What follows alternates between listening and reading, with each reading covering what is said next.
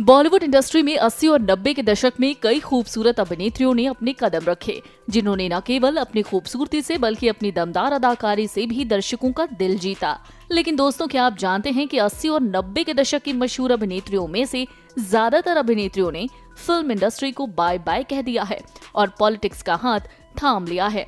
आज वो सभी अभिनेत्रियां फिल्मी पर्दे से दूर राजनीति में अपना लक आजमा रही हैं। कुछ तो सफल भी हो चुकी हैं और कुछ सफल होने की भरपूर कोशिश कर रही हैं। आज के हमारे इस वीडियो में हम आपको 80 और 90 के दशक की उन्हीं मशहूर अभिनेत्रियों से रूबरू करवाने वाले हैं जो आज इंडस्ट्री छोड़ पॉलिटिक्स में अपनी किस्मत आजमा रही हैं।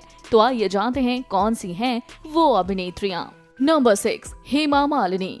बॉलीवुड एक्ट्रेस हेमा मालिनी का 80 के दशक में सफल फिल्मी करियर रहा है, पर अब ये फिल्में छोड़ राजनीति में अपना हाथ आजमा रही हैं और अब तक राजनीति के क्षेत्र में भी खूब नाम कमा चुकी हैं। इन्होंने साल 2004 में बीजेपी को ज्वाइन किया था और साल 2006 तक बीजेपी की ओर से सांसद के पद पर काम किया। फिर मार्च 2010 में इन्हें भाजपा का महासचिव बनाया गया था, जिसके बाद लोकसभा के लिए 2014 के आम चुनाव में इन्होंने मथुरा से जयंत चौधरी को 3,30,743 वोटों से हराया और तभी से ही ये फिर उत्तर प्रदेश की मथुरा सीट से सांसद पद पर काम कर रही हैं।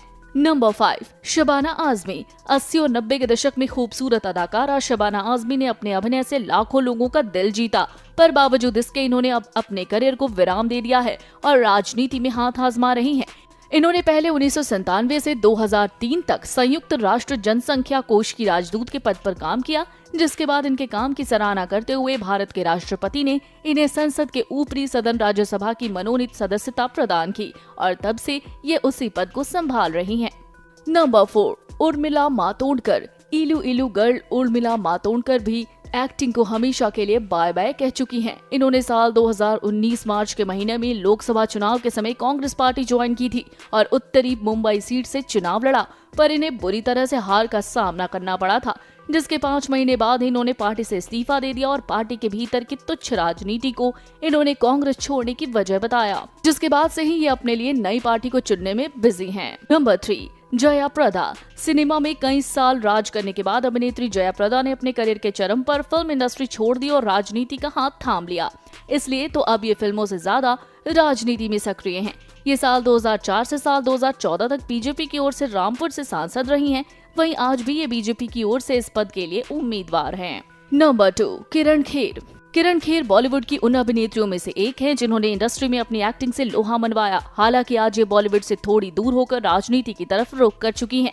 इन्होंने साल 2009 में भारतीय जनता पार्टी से हाथ मिलाया और राजनीति में सक्रिय हो गयी। उसके बाद साल 2014 में बीजेपी के चुनाव चिन्ह के साथ चंडीगढ़ लोकसभा सीट से चुनावी मैदान में उतरी और जीत दर्ज की। उसके बाद साल 2019 में भी इन्होंने सीट पर कब्जा किया और वर्तमान में भी ये इसी पद को संभाल रही हैं।